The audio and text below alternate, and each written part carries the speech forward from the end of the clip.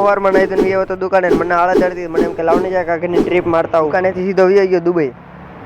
જરૂરી કાગળ લઈને સાંજે બે ગયો વિમાનમાં બારીને જોઈતો તો અંજવાળો હતો સવારે ચા પાકડી નાસ્તો કરીને વી ગયો હોટલની રૂમમાં તો સૌરભ જોશીની ગેંગ હતી ભગારી અને બારી આ છોકરો આસ્કીનો જઈને મલકાતે તો મેં વાંથી ઓરન માર્યો એમાં મેં ક્યાં તારું કઈ લઈ લીધું પછી રોંડકના હું મારો મિત્ર નીકળી ગયા રણ બાજુ અને આને કીધું ધીમે જઈ લે ખાજો ને ગોથલ્યું પછી અમારે અમે એક જી બુંદી વાળી ગઈ હતી મારા બુટમાં ભરાઈ ગઈ હતી રેતી કાઢ નાખી બારી અને આ ભાઈ કોઈના બહાર ઠેકડા મારતા ક્યાંક બહાર કાઢ નાખ્યા કાયમની માટે બોલું છું તમારો સમય નબળો હોય પછી આ છૂટે છૂટ જાતું કઈ પેસર એવું કઈ ભટકાડે નહીં લાગે તો તીર બાકી જય રામ આપી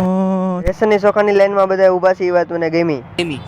પછી આંજકના વીએ આપણે એસટી ડેપામાં આપણે પકડવાની છે અહીંથી 112 નંબરની બસ ને આપણે જવાનું સીધું દિલ્હી દરવાજે પછી આંજકના વીએ ભાઈબંધની દુકાને ત્યાંથી બે સ્પ્રે બૂસમાં લીધા ને એક પ્રોગ્રામમાં ખવાર ખીચામાં નાખ્યો તો રૂપિયા નીકળવા બધા આવવું પડશે ઘરે અને ભૂલમાંથી પાકિસ્તાનમાં બે ગયો નાગરી જોઈ તો નથી બંદૂક જ ફૂટતી હતી મને લાવને કાઢા પ્રોગ્રામમાં જતા હું ન્યાય જોઈ તો ન્યાય નકરી બંદૂક જ હતી એમાં મેં ક્યાં તારું કઈ લઈ લીધું